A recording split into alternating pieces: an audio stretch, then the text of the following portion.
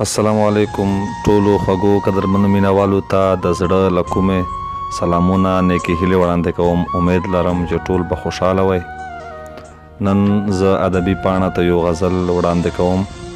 زموږ پاڼه در سره لایک او شیر کړئ، فالو یې کړئ او مهرباني به مو وي. ډېره مننه. غزل دی چې سپکې سپورې مه کړه، نزاکت ځان کې پیدا کړه. سپکې سپورې مه کړه، نزاکت ځان کې پیدا کړه. د خلکو سره مینه محبت ځان کې پیدا کړه. سپکې سپورې مه کړه، نزاکت ځان کې پیدا کړه. د خلکو سره مینه محبت ځان کې پیدا کړه. په نرمه او پسته لهجه گفتار کوه سړیه.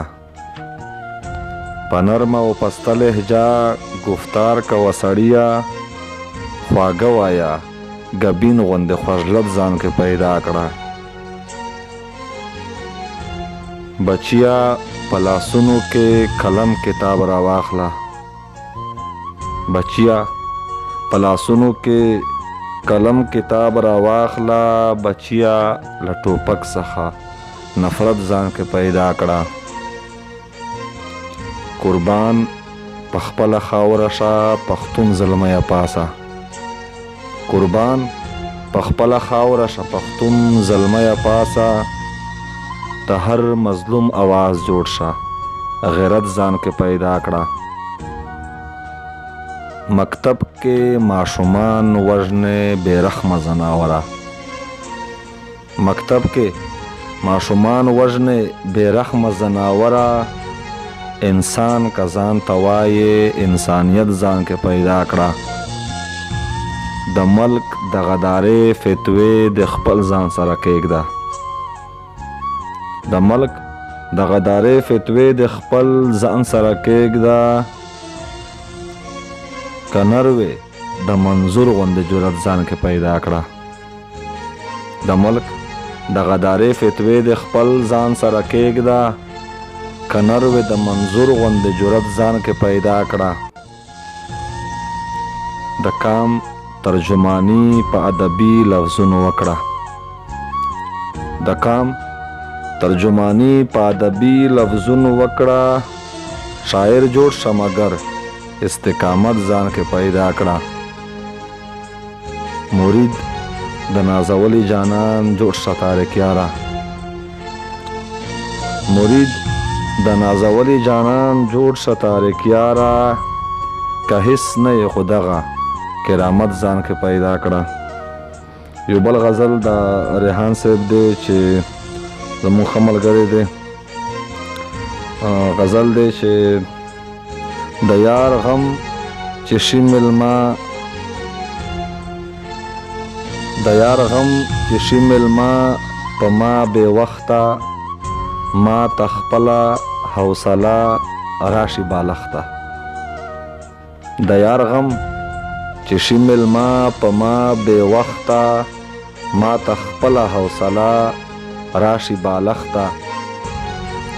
او شعر دی چې کم لچانه یم خو ستا د لاسه جاړم.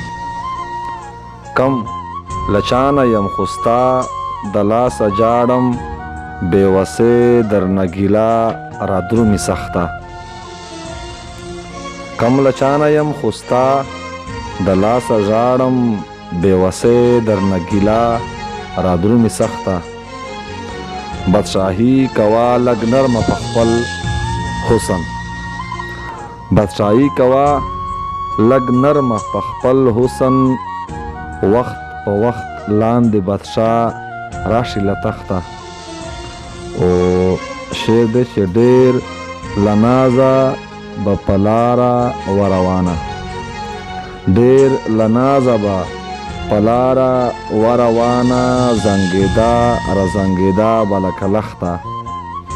او مور مې خلاصه دروازه وي تر سهره. مور مې خلاصه دروازه وي تر سهره.